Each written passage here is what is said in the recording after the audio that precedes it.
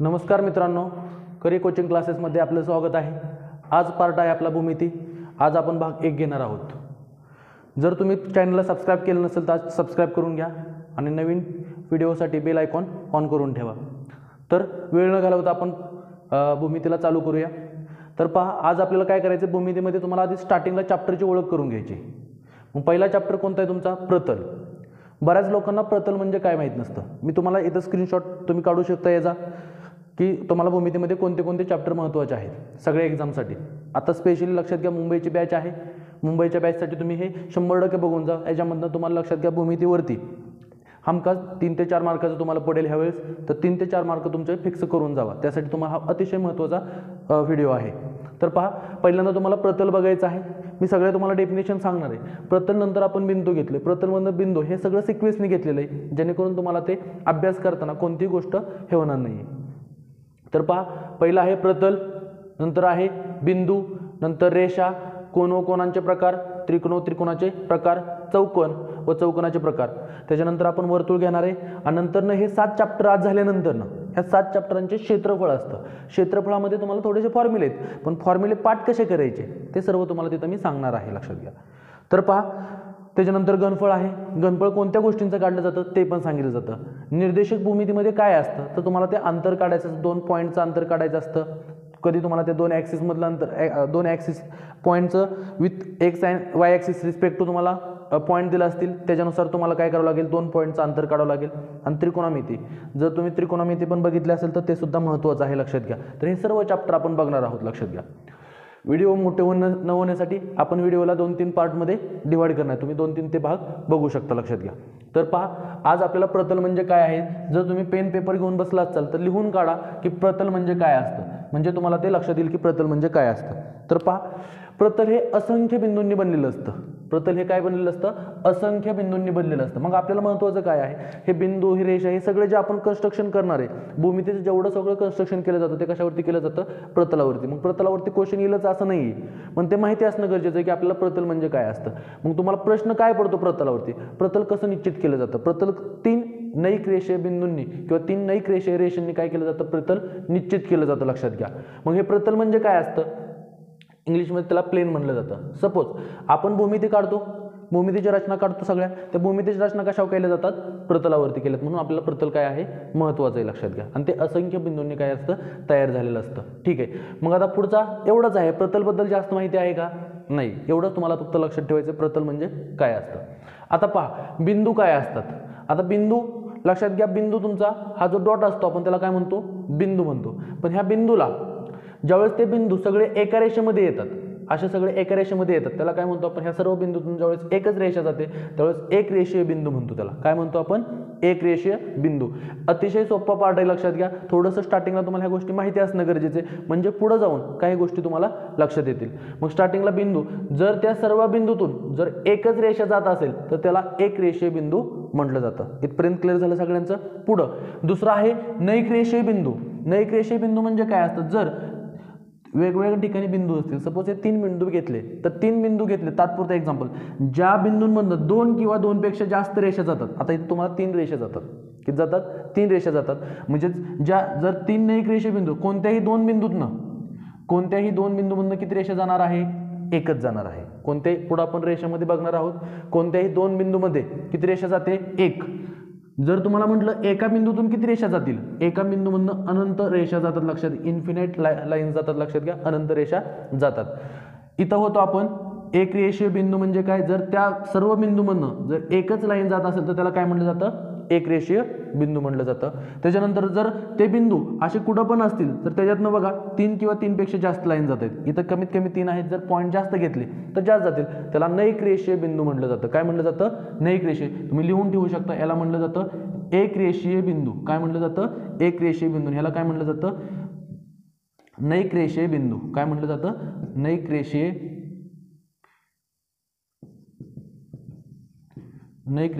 बिंदू म्हटलं जातं। ओके, इथपर्यंत लक्षात आलं का बिंदू म्हणजे काय असतं? आता पुढचं हे 2 चॅप्टर एकदम बेसिक होतं की जे तुम्हाला फक्त माहिती सांगत होतं की प्रतल म्हणजे काय आणि बिंदू म्हणजे काय। पण आता इथनं पुढे जे प्रकरण येणार आहे तुम्हाला ते महत्त्वाचं आहे। इथनं पुढे जे येणार आहे ते काय आहे तुमच्यासाठी महत्त्वाचं आहे। तर पहा, पहिलं काय आहे? आता रेषा। रेषा तर बघितलं आपण, रेषा म्हणजे काय असतं, रेषा म्हणजे काय असतं पहिल्यांदा आपण बघितलं. रेषा म्हणजे काय, तर रेषा म्हणजे काय, अनंत बिंदूने तयार झालेल्या लाईन, अनंत बिंदूने तयार जी लाईन होते त्याला काय म्हणतो आपण, रेषा होते. आणि रेषेला लक्षात घ्या हे नसतं, मर्यादा नसते, रेषेला मर्यादा नसते. रेष तुमची सपोज इथनं सुरुवात झाली असेल आणि रेष दाखवताना नेहमी लक्षात घ्या दोन्ही साईडला बाण दाखवले जातात. काय दाखवले जातात, दोन बाण, कारण रेषेला मर्यादा असते का, नसते. सपोज ही ए बी रेषा आहे, ती एच्या साईडला किती पण जाऊ शकते आणि बीच्या साईडला किती पण जाऊ शकते, त्याला मर्यादा नसते, लक्षात घ्या. पुढचं आहे आपलं, याच्यामध्ये आता रेषाखंड, याच्यामध्ये आपण काय म्हणतो, रेषाखंड. आता रेषाखंड म्हणजे काय आणि रेषा म्हणजे काय पहा. पहिल्यांदा आपल्याला फक्त रेषाच होते, रेषेला लिमिट होतं का, म्हणजे मर्यादा होती का, नव्हती. रेषा इकडं पण किती जाऊ शकते पण तिकडं पण. मग सपोज एखाद्याला म्हटलं की मी इथं रेषा ओढ, तर ते किती कुठं, इथनं इथपर्यंत ओढणार, त्या ठिकाणावरून या ठिकाणपर्यंत ओढणार, त्याला लिमिट आहे का, नाही, म्हणून त्याला आपण रेषा म्हटलं. पण जर तुम्हाला म्हटलं 5 सेंटीमीटरची लाईन ओढा, 5 सेमीची लाईन ओढा, तर तुम्ही तेवढीच ओढचाल, त्याला लिमिट दिलं आपण, मर्यादा केली. ज्यावेळेस तुम्ही 5 सेंटीमीटरची लाईन ओढता, 10 सेंटीमीटरची लाईन ओढता, 50 सेंटीमीटरची, 1 किलोमीटरची पण ओढू द्या, पण त्याला आपण काय दिलं, मर्यादा केली. ज्यावेळेस त्याला मर्यादा येते त्याला काय म्हटलं जातं, रेषाखंड. काय म्हटलं जातं, रेषाखंड. रेषा आणि रेषामधला फरक समजला, काय म्हटलं जातं, रेषाखंड. दुसरं पहा, किरण. पुढं काय आहे तुम्हाला, किरण. आता किरण म्हणजे काय असतं मला सांगा. आपले जसं सूर्यापासून किरण निघतात, एका डायरेक्शनला खालच्या डायरेक्शनला येतात, किंवा दुसरं एक एक्झाम्पल देतो, आपण ज्यावेळेस धनुष्यातनं बाण सोडतो किंवा बंदुकीतनं गोळी सोडतो, एकाच डायरेक्शनला जाते ना, परत रिटर्न येते का, नाही. म्हणजे जी डायरेक्शन फक्त एकाच बाजूला असेल, एक बाजू फिक्स असते आणि एक बाजू अमर्यादित असते. एक बाजू काय असते, फिक्स असते, आणि एक बाजू काय असते, अमर्यादित असते, त्याला काय म्हणतो आपण, किरण. आणि किरण ए बी असं म्हटलं जातं. काय म्हटलं जातं, किरण ए बी. ह्या रेषेला तुम्ही, हा जो रेषाखंड आहे तुमचा, त्या रेषाखंडाला तुम्ही रेषाखंड ए बी म्हणा किंवा बी ए म्हणा, काही फरक पडत नाही, हे दोन्ही बरोबर आहे, थोडं व्यवस्थित लक्ष द्या. त्याच्यानंतर परंतु किरणला तुम्ही तसं म्हणू शकत नाही, तुम्हाला किरण ए बीच म्हणावं लागेल. किरण काय म्हणावं लागतं, ए बीच बरोबर आहे. जर बी ए म्हटलं तर बी फिक्स होतं आणि एच्या डायरेक्शनला होतं, आलं लक्षात. म्हणून ज्यावेळेस किरण शब्द येतो त्यावेळेस ते ए फिक्स असतो पहिला आणि पुढच्या साईडला ते किती पण जात असतं, ए पासून त्या डायरेक्शनला किती पण जाणार, म्हणून त्याला काय म्हटलं जातं, किरण म्हटलं जातं. इथपर्यंत लक्षात आलं सगळ्यांच्या, ठीक आहे. लिहून घेत चला, नोट करून घेत जावा, कारण पुढे गेल्यानंतर ना असे काही क्वेश्चन येणार आहेत तुम्हाला की ते किरण रेषाखंड शब्द येणार आहेत, मग त्याच्यानुसार आपल्याला एक्झाम्पल बदलावं लागतात, म्हणून तुम्हाला हे आत्ताच क्लिअर झालं पाहिजे. तिसरं आहे लंबरेषा. तिसरं आहे तुमचं लंबरेषा, अतिशय महत्त्वाचं आहे. आत्तापर्यंत सर्वात महत्त्वाचं, आत्तापर्यंत जेवढं आलं आहे त्यातली सर्वात महत्त्वाची रेषा कुठली आहे, लंबरेषा. ह्या लंबरेषेचा महत्त्वाचा अर्थ तुम्हाला कळला पाहिजे. लंब म्हणजे काय असतं, लंब म्हणजे माहिती काय असतं तुम्हाला, लंब म्हणजे किती असतं, 90 डिग्री. लंब याचा अर्थ किती असतो, 90 डिग्री. परपेंडिक्युलर असं म्हटलं जातं, जिथं दोन रेषांच्या मध्ये 90 अंशाचा कोन होतो त्याला काय म्हटलं जातं, लंबरेषा. हे कायम येणार आहे, तुम्हाला हे 90 कुणीच सांगणार नाहीये, तुम्हाला फक्त एवढं सांगणार की लंब आहे. मग आपण समजून जायचं की लंब म्हणजे किती, 90. इथनं पुढं ज्या ज्या ठिकाणी तुम्हाला लंब शब्द येणार आहे तिथं काय लक्षात ठेवायचं, 90 लक्षात ठेवायचं. ही पहिली स्टार करून ठेवा की तुम्हाला लंबरेषा लक्षात ठेवायची. लंबरेषा लक्षात आल्या सगळ्यांच्या. पुढं त्याच्यानंतर आहेत समांतर रेषा. त्याच्यानंतर काय आहेत, समांतर रेषा. आता समांतर रेषा तुम्हाला सर्वांना माहिती, समांतर रेषा काय असतात, जर त्या रेषा एकमेकांना छेदतच नसतील, एक वरची पण जेवढं ह्या दोघांना, समांतर रेषामध्ये कधीही अंतर चेंज होतं का, नाही. समांतर रेषामध्ये अंतर चेंज होत नाही, ते सेम राहतं. आणि समांतर रेषा दाखवण्यासाठी सपोज ही एल एक रेषा आहे आणि ही एम रेषा आहे, ह्या दोन समांतर रेषा कशा दाखवल्या जातात, कधीही तुम्हाला क्वेश्चनमध्ये कदाचित सांगणार पण नाहीत की एल समांतर एम आहे, यल समांतर एम देणार नाहीत, तुम्हाला सिम्बॉलिक फॉर्म मध्ये देतील. यल समांतर यम, ह्या ज्या उभ्या दोन रेषा आहेत त्याला म्हटलं जातं समांतर रेषा. त्याला काय म्हटलं जातं, समांतर रेषा. समांतर रेषा म्हणजे कळलं सर्वांना काय असतं, दोन उभ्या रेषा, त्याचाच अर्थ काय असतो, समांतर रेषा. काय असतो अर्थ, समांतर रेषा. समांतर रेषा क्लिअर झाले का सगळ्यांच्या. समांतर रेषा म्हणजे काय, यल समांतर यम असा वापरला जातो. पुढं आहे आपल्याला की ह्या समांतर रेषा काय करतात ते पुढं. आता त्याच्यानंतर ना प्रत्येक लाईनला, प्रत्येक रेषेला, प्रत्येक रेषाखंडाला म्हणलो तरी चालेल किंवा प्रत्येक रेषेला एक मध्यबिंदू असतो. एक काय असतो, मध्यबिंदू. सपोज ही 5 सेंटीमीटरची, एक आणि एकच मध्यबिंदू असतो. किती असतो, एकच मध्यबिंदू असतो.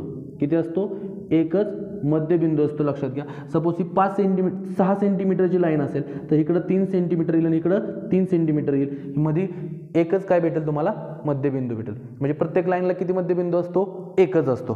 त्याच्यानंतरनं अतिशय महत्त्वाचं, हे पहिलं महत्त्वाचं लक्षात आलं. हे दुसरं महत्त्वाचं इथलं की हे समांतर रेषेने दाखवलं जातं, त्याच्यानंतर एकच मध्यबिंदू असतो हे माहिती तुम्हाला.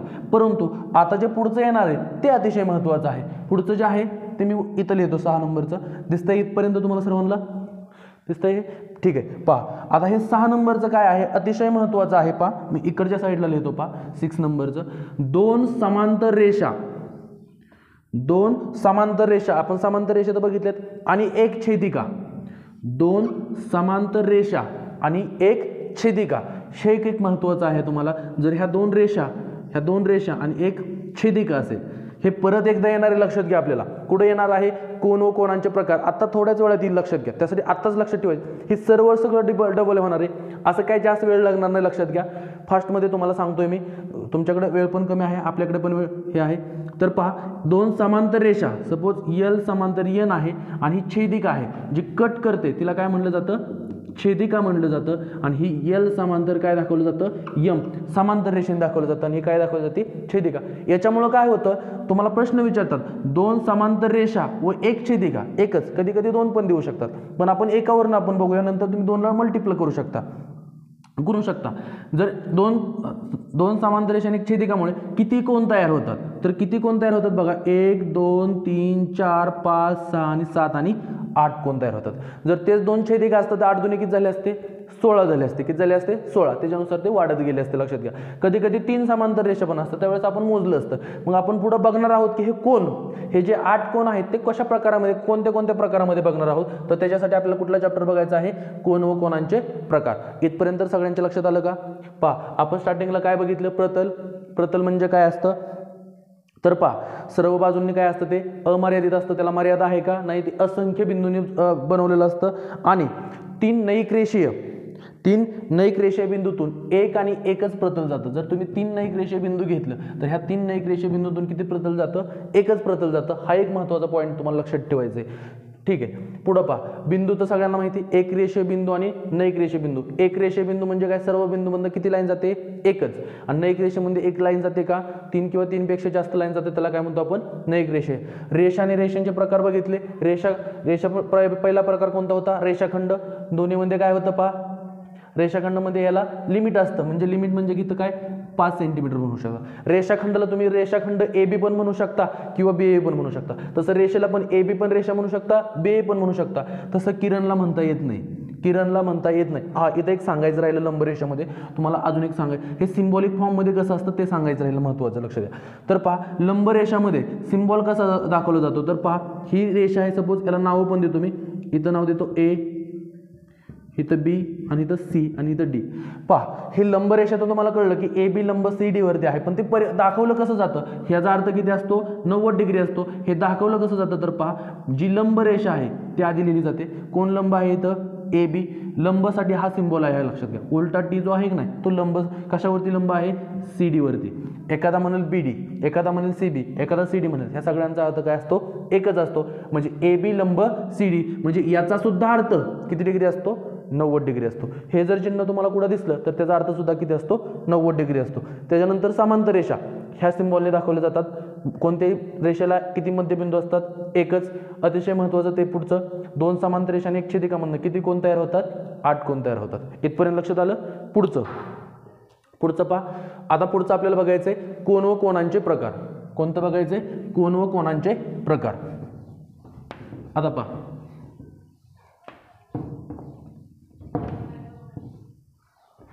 कोन व कोनांचे प्रकार.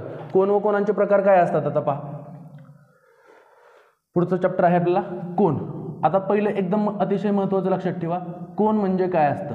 हे अतिशय तुमच्यासाठी महत्त्वाचं आहे की कोन म्हणजे काय असतं. हे आधी लक्ष द्या, पुढं लक्ष द्या. आधी पहा, कोन व कोनांचे प्रकार. आते रे, कोन व कोनाचे प्रकार ABC. कोन व कोनांचे प्रकार पहा.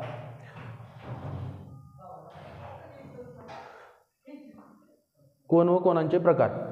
पहिला कोण लक्षात ठेवायचंय, कोणांना नाव कसं दिलं जातं, कोणांना नाव कसं दिलं जातं, तर पहिलं लक्षात घ्या कोणांना नाव कसं दिलं जातं. हा कोण कोणता आहे, जिथं कोपरा तयार होतो की नाही इथं लक्ष द्या, अतिशय महत्वाचं आहे, लक्ष द्या, पटकन बसून घ्या. इथं कोण कोणता आहे, इथं बी, कोण कोणता इथं बी चालू आहे ना. हा कोण कोणता आहे, बी आहे. आपण ह्याला कोण काय म्हणू शकतो, बी म्हणू शकतो. एक लक्ष द्या, कोण बी असं दाखवलं जातं, कोण बी कसं दाखवलं जातं, असं. पण कोणाला 3 अक्षरी नाव दिलं जातं, कोणाला किती अक्षरी नाव दिलं जातं, 3 अक्षरी. ह्या कोण बीलाच अतिशय महत्वाचा पार्ट आहे. आता इथनं पुढं कोण बीलाच काय म्हणलं जातं, ABC, काय म्हणलं जातं, ABC. त्यालाच CBA सुद्धा म्हणू शकता, त्यालाच काय म्हणू शकता, CBA. मग हे ओळखायचा कसा कोण कोणता आहे, जे मध्ये अक्षर असतं की नाही मध्ये, ते काय असतो तुमचा कोण असतो, तो काय असतो तुमचा कोण असतो. मग हे कधी वापरलं जातं 3 अक्षरी आणि कधी वापरलं जातं 1 अक्षरी. तुम्ही 1 अक्षरी कुठेही वापरू शकता, पण कन्फ्युजन असेल तुम्हाला. मी म्हटलं की ही एक डायग्राम काढली, इथं मी दिलं A, B आणि C आणि इथं दिलं D. व्यवस्थित लिहितो जरा, हे पहा A, B आणि इथं लिहिलं C, ठीक आहे, इथं लिहिलं D. आता जर मी तुम्हाला म्हटलं बी कोण, तर बी म्हणल्यानंतर तुम्ही वरचा बघणार, खालचा बघणार का अक्का बघणार, लक्षात येतंय का, नाही. मग अशा वेळेस तुम्हाला काय करायचं असतं, 3 अक्षरी नाव द्यायचं असतं. मला जर हा वरचा कोण बघायचा असेल तर काय म्हणावं लागेल, ABD म्हणावं लागेल किंवा DBA म्हणावं लागेल. ह्या समजलं का कोण कसं मोजलं जातो. त्याच्यानंतर ज्यावेळेस मला हा खालच्या साईडचा मोजायचा असेल त्यावेळेस CBD म्हणलं जाईल किंवा DBC म्हणलं जाईल. ओके, DBC म्हणू शकता किंवा CBD म्हणू शकता. त्यावेळेस तुम्ही कुठं बघणार, खाली बघणार. नुसतं बी म्हटल्यानंतर वर बघणार का खाली बघणार, लक्षात येतंय का, नाही. मग अशा वेळेस तुम्हाला 3 अक्षरी नाव दिलं जातं, म्हणून तुम्हाला कोणाचं नाव देणं अतिशय गरजेचं आहे. याच्यानंतर आहे कोणांचे प्रकार. हे जर लक्षात आलं असेल लिहून घेत चला, म्हणजे तुमच्या लक्षात येईल की काय आहे कोणांचे प्रकार. आता पहा कोणांचे प्रकार, कोणांचे प्रकार कोणते आहेत.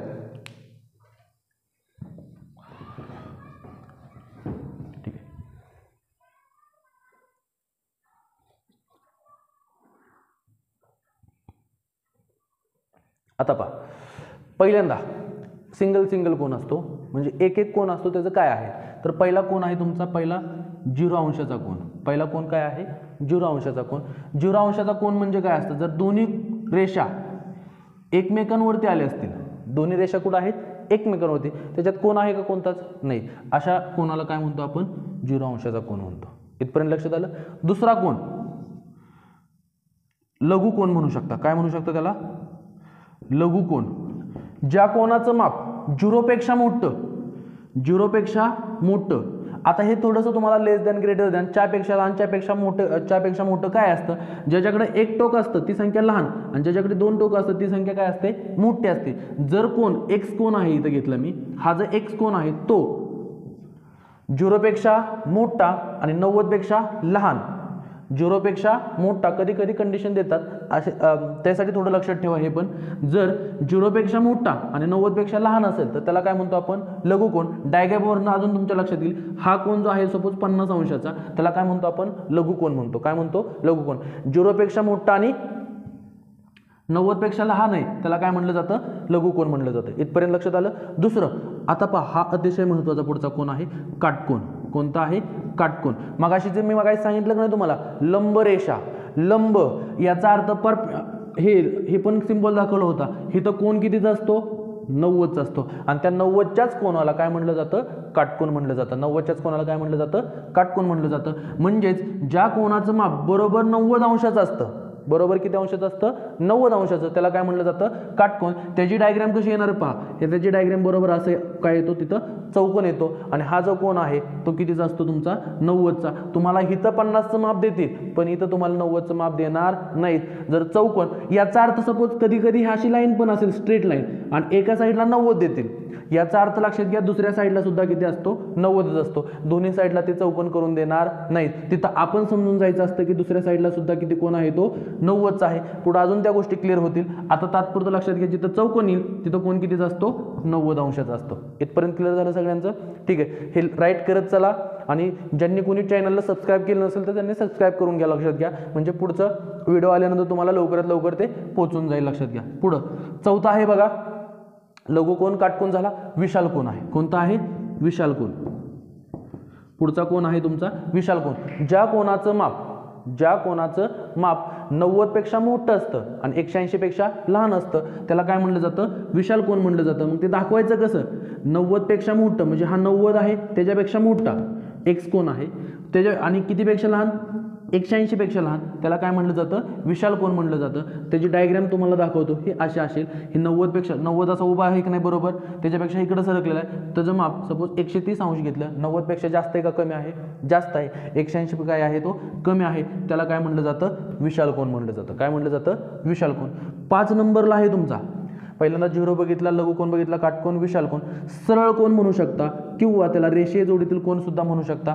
सरळ कोन किंवा त्याला विरुद्ध कोन सुद्धा म्हणू शकता तुम्ही. सरळ कोन किती अंशाचा असतो, बरोबर 180 अंशाचा असतो. किती अंशाचा असतो, 180चा. आपली जी लाईन असते की नाही आडवी, जर तुम्ही एखादी स्ट्रेट लाईन ओढली आणि मध्ये पॉईंट घेतला आणि तुम्हाला विचारलं ह्या लाईनपासून इथपर्यंतचा अँगल जर किती असेल तर हा अँगल कोन कितीचा असतो तुमचा, 180 अंशाचा असतो. किती अंशाचा असतो, 180. जी स्ट्रेट लाईन ही सारखी येणार आहे. आता तुम्हाला पुढे ज्यावेळेस एक्झाम्पल सॉल्व्ह करायचे असते त्यावेळेस हे लक्षात घ्यायचं असतं तुम्हाला की निम्मी लाईन जी आहे ती किती अंशाची असते, 180ची असते. किती अंशाची, 180. त्याच्यानंतर 6 नंबरला प्रविशाल कोन म्हटलं जातं. काय म्हटलं जातं, प्रविशाल कोन. हा आपला विशाल कोन होता 180 पर्यंत. 180 पासून जो मोठा असतो डायरेक्ट 360 पर्यंत, 360 पर्यंत जो असतो त्याला काय म्हणतो आपण, प्रविशाल कोन किंवा परावर्तित कोन. काय म्हटलं जातं, परावर्तित कोन. काय म्हटलं जातं, परावर्तित कोन. त्याचं माप किती असतं, 180 पेक्षा मोठा आणि 360 पेक्षा लहान, त्याला काय म्हटलं जातं, परावर्तित कोन. त्याची डायग्राम समजून घ्या. हा जो कोन आहे हा सपोज इथं दाखवला मी, तर हा जो अख्खा एवढा कोन असतो फिरून येणारा, हा जो अख्खा इथपर्यंत फिरून येणारा कोन असतो, सपोज त्याचं माप सपोज किती घेतो मी, 280 डिग्री घेतो. किती घेतो, 280 डिग्री. हा बघा 180 पेक्षा मोठा आणि 360 पेक्षा लहान आहे, त्याला काय म्हटलं जातं, परावर्तित कोन म्हटलं जातं. काय म्हटलं जातं, परावर्तित कोन. याच्यानंतर ना लास्टचा कोन आहे पूर्ण कोन. काय आहे, पूर्ण कोन. किती अंशाचा असेल पूर्ण कोन, 360 अंशाचा. किती अंशाचा, 360 अंशाचा. दोन्ही रेषा कुठं असतात, एकावच असतात, परंतु इथं काय केलेलं असतं, हा पूर्ण गोल काय केलेला असतो, फिरवून दाखवलेला असतो, त्याला काय म्हटलं जातं, 360 अंशाचा कोन म्हटलं जातं. किती अंशाचा म्हटलं जातं, 360 अंशाचा. आता मला नाही वाटत की तुम्हाला कोनांच्या प्रकारामध्ये काय अडचण असेल. लक्षात घ्या, व्हिडिओ तुम्ही पळवू नका किंवा स्किप करू नका. तुम्हाला यातनं काही गोष्टी पुढे येणार आहेत. 5 ते 10 मिनिटं आपला वेळ कुठं जात नाही, तर लक्षात घ्या 5-10 मिनिटांमध्ये तुम्हाला ह्या सगळ्या गोष्टी क्लिअर होत आहेत. तर ह्या पण तुम्हाला लक्षात ठेवायच्यात. इथपर्यंत कोन आणि कोनाचे प्रकार समजले सगळ्यांना. आता हे एक कोन होते, आता जोडीतील कोन आहेत. आता ह्याची डायग्राम पण तुम्हाला अजून थोडीशी छोटे ह्याच्यामध्ये दाखवतो की तुमच्या सगळ्या गोष्टी क्लिअर होऊन जातील. सपोज असा चौकोन लक्षात ठेवा, हे लक्षात ठेवा. ज्यावेळेस कोन याच्यावरती येतो, इथं येतो एकावरती, त्यावेळेस किती अंश असतं, 0 अंश.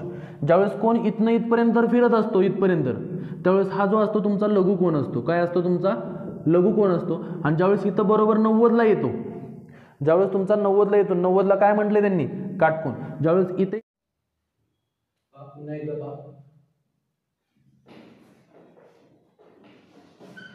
पहा, जर कोन एकावेळी असेल तर किती अंशाचा असतो, 0 अंशाचा. जर कोन ह्याच्यात नाही, इथं आपल्याला माहिती इथपर्यंत 0 पेक्षा मोठा आणि 90 पेक्षा छोटा असेल तर त्याला काय म्हणतो आपण, लघु कोन म्हणतो. काय म्हणतो, लघु कोन. इथं जो असतो त्याला काय म्हणतो आपण, 90लाच काय म्हटलं जातं, काटकोन म्हटलं जातं. काय म्हटलं जातं, काटकोन. पहा 90 अंशाला काय म्हटलं जातं, काटकोन. त्याचा सिंबल पण आपल्याला इथपर्यंत क्लिअर झालं. 90 पेक्षा मोठा असेल आणि इथपर्यंत किती असेल लाईन आपली, सरळ रेषा. आपण ते पण बघितलं होतं, सरळ रेषा कितीची असते, 180ची असते. इथपर्यंत असेल त्याला काय म्हटलं जातं, विशाल कोन. काय म्हटलं जातं, विशाल कोन. आणि जर बरोबर इथं असेल त्याला काय म्हटलं जातं, सरळ कोन म्हटलं जातं. काय म्हटलं जातं, सरळ कोन. किती अंशाचा असतो, 180 अंशाचा. ह्या 180 पासून डायरेक्ट इथपर्यंत जो कोन असतो त्याला प्रविशाल कोन म्हटलं जातं किंवा परावर्तित कोन असं म्हटलं जातं. काय म्हटलं जातं, परावर्तित कोन. ठीक आहे. आणि बरोबर याच्यावरती फिरून येतो त्याला काय म्हटलं जातं, 360 अंश. किती म्हटलं जातं, 360 अंश. तुम्ही ती डायग्राम लक्षात ठेवली तरी पण काही प्रॉब्लेम नाही. आता पहा, इथपर्यंत आपलं नुसतं कोन आणि कोनाचे प्रकार फक्त सिंपल होतं. पण आता कोनांच्या जोड्या आहेत, अतिशय महत्त्वाचा 100% याच्यावरती क्वेश्चन असतो परीक्षेला. त्यासाठी थोडं लक्ष द्या. पुढचा आहे आपल्याला कोनांच्या जोड्यांचे प्रकार आहेत. पुढचा आहे तुम्हाला कोनांच्या जोड्यांचे प्रकार.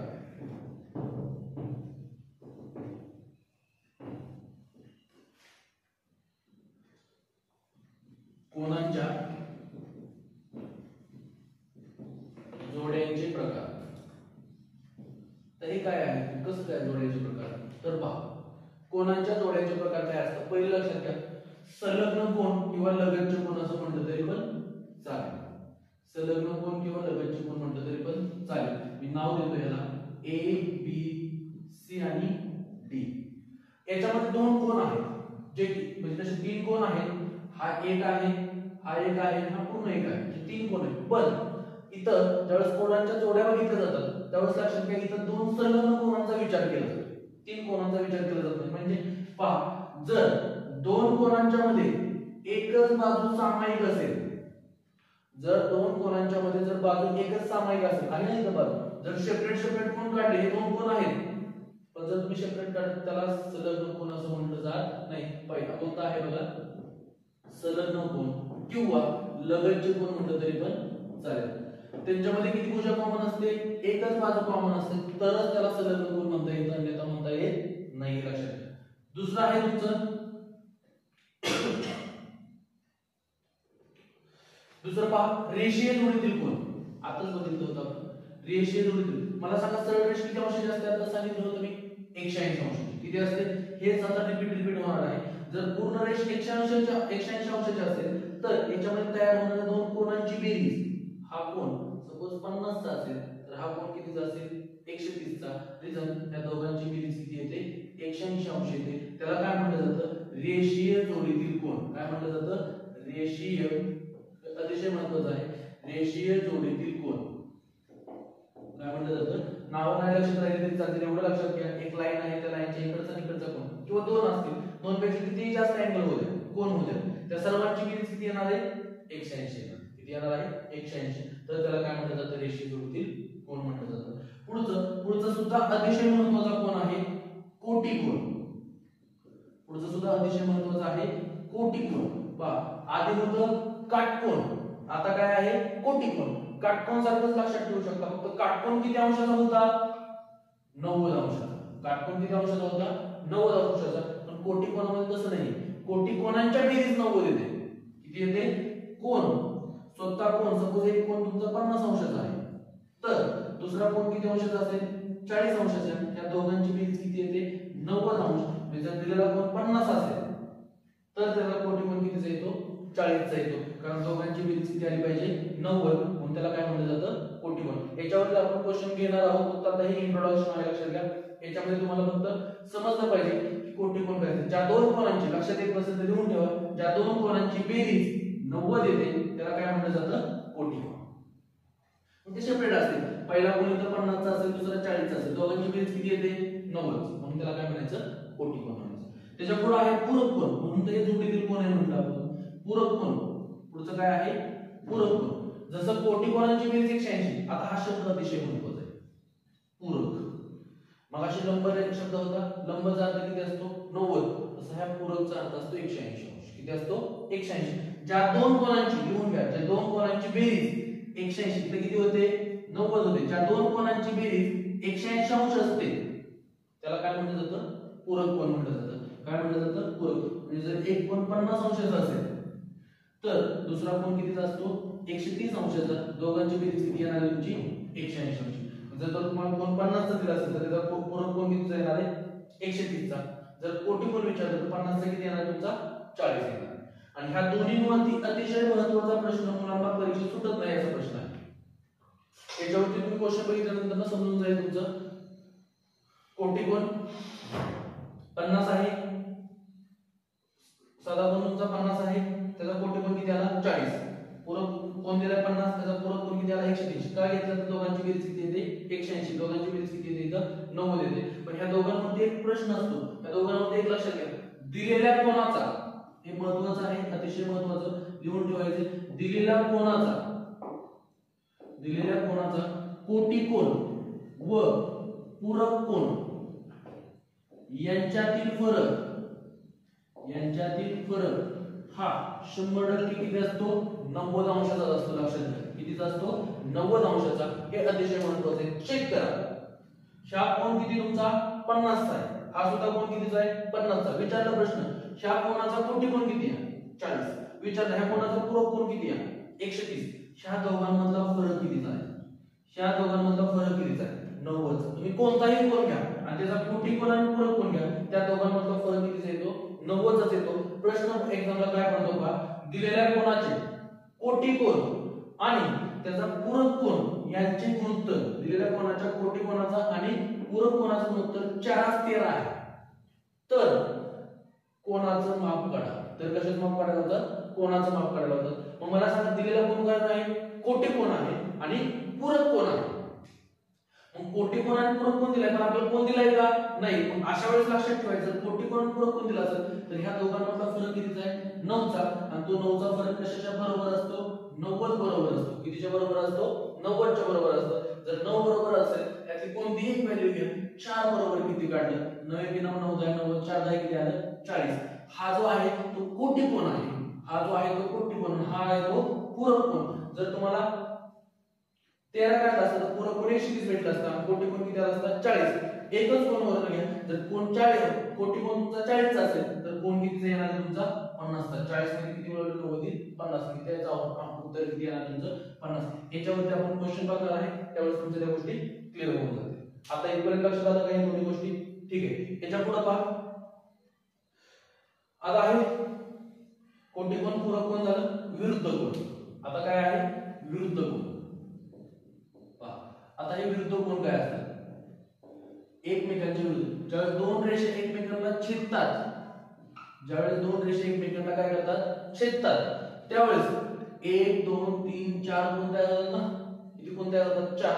तर विरुद्ध कोन एकरूप असतात, विरुद्ध कोन काय असतात एकरूप। आता इथे एकरूप पुढे शब्द येईल तुम्हाला, एकरूप येईल शब्द, समरूप शब्द येईल। तर एकरूप म्हणजे काय असतं एकाच मापाचे, एकरूपचा अर्थ काय असतं एकाच मापाचे, एकरूपचा अर्थ काय असतं एकाच मापाचे। जर हा कोन 50 अंशाचा भरला तर ह्याच्या विरुद्ध कोन आहे का समोरचा, तो सुद्धा कितीचा भरतो 50 चा भरतो, कितीचा भरतो 50 चा। हा जर कोन वरचा 130 चा भरला तर खालचा सुद्धा किती भरेल 130 चा भरेल, कितीचा भरेल 130 चा।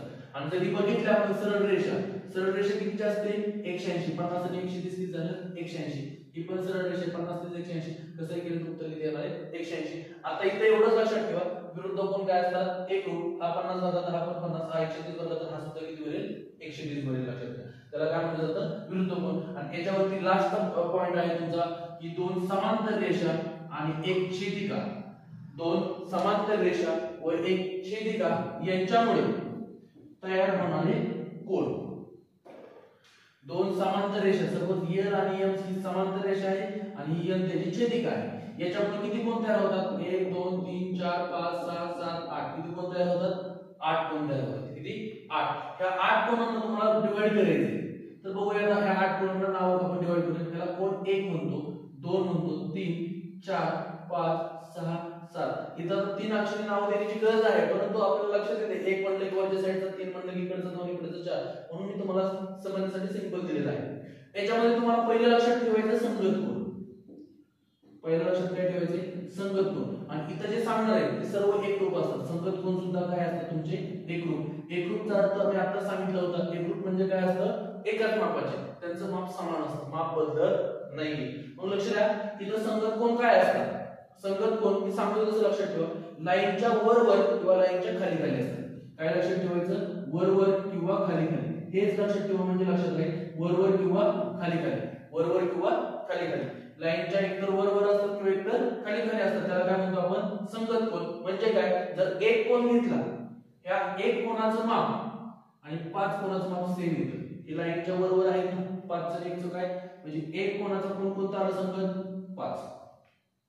4 चा किती सांगा बरं, लाईनच्या खाली खालचा आहे ना, 4 चा किती येणार 8, कोन 4 चा कोन किती येणार आहे 8। इथं तुम्हाला नाव नाही लक्षात आली तरी चालते, फक्त एवढं कंडिशन लक्षात ठेवा की इथं पहा हा कोन 1 आहे ना, 1 आणि 5 काय असेल इक्वल असतील, एकाच मापाचे असतील। 4 आणि 8 काय असतील एकाच मापाचे। इकडच्या साईडला घेतलं पहा 4 आणि 8 एकाच मापाचे घेतले मी, इकडच्या साईडला जेवढा 2 आहे तेवढाच कोणता भरेल तुमचा 6, जेवढा 2 आहे तेवढाच कोणता भरतो 6 भरतो। आणि जेवढा 3 आहे, जेवढा 3 आहे तेवढा कोणता भरेल 7, जेवढा तुमचा 2 आहे तेवढा कोणता भरला 6, आणि जेवढा तुमचा काय आहे 3 आहे तेवढा कोणता भरला 7। त्या जोड्यांना काय म्हणतात संगत जोड्या। आणि याचे लास्ट आहे बघा व्युत्क्रम जोड्या। व्युत्क्रम कोनाच्या जोड्या. व्युत्क्रम कोन. आता व्युत्क्रम कोन काय असतं? झेड अक्षर लक्षात ठेवा. काय लक्षात ठेवा? झेड अक्षर किंवा इकडचं तिकडचं. पहा याच्यामध्ये इथं पहा असं झेड अक्षर तयार होतंय का? हे असं झेड अक्षर झिगझॅग तयार होतं. झिगझॅग लाईन काढून दाखवतो पहा. हे ज्यावेळेस असं झिगझॅग लाईन मध्ये तुम्हाला झेड अक्षर दिसत असेल म्हणजे इथं कोणते कोण? ह्या साइडला तयार झालेला कोन आणि ह्या साइडला तयार झालेला कोन सुद्धा काय असतात? समान मापाचे. म्हणजे 4 ला 6 बघा इथं पण 2 लाईनी दाखवल्या इथं पण 4 बरोबर काय असेल तुमचा 6 असेल. जसं इकडचं तिकडचं घेतलं तसं ह्या 3 ला कोणता येणार? 5. 4 ला कोणता येईल तुमचा? 6 येतो. तसं 3 ला कोणता येईल इथं? 5. इकडचं तिकडचं सेम. 1 ला कोणता येईल बाहेरच्या साईडचं? इकडचं बाहेरचं घेतलं तिकडचं कोणतं बाहेरचं असेल? 1. 1 ला काय येणार तुमचा? 7 आणि इकडचं 2 ला कोणतं येणार आहे? 8. 2 ला काय येणार आहे? 8. इथं तुमचे कोण आणि कोणाचे प्रकार संख्येला आहेत लक्षात घ्या. इथपर्यंत आता काही अडचण नाही. आता जो महत्त्वाचा टॉपिक चालू होणार आहे तुमचे 5 प्रश्न अतिशय महत्त्वाचे टॉपिक आहे. आलं लक्षात? ठीक आहे. तुम्हाला हे पुढच्या व्हिडिओमध्ये तयारी करायची. ठीक आहे. हे जे पुढचे 3 चॅप्टर आहेत चौकोन, त्रिकोण, चौकोन आणि वर्तुळ हे तुम्हाला पुढच्या कारण थोडेसे मोठे चॅप्टर आहे. याच्यासाठी तुम्हाला सेपरेट व्हिडिओ देतो म्हणजे हा मोठा व्हिडिओ व्हायचा नाही. बघायला तुम्हाला सोपं जाईल. मग त्याच्यानंतरच्या व्हिडिओमध्ये तुम्हाला क्षेत्रफळ आणि घनफळ देतो. त्याच्या पुढच्या व्हिडिओमध्ये निर्देशित भूमिती आणि त्रिकोणमिती देतो. आलं लक्षात? ठीक आहे. धन्यवाद. चॅनलला सबस्क्राइब केलं नसेल तर सबस्क्राइब करून ठेवा. पुढच्या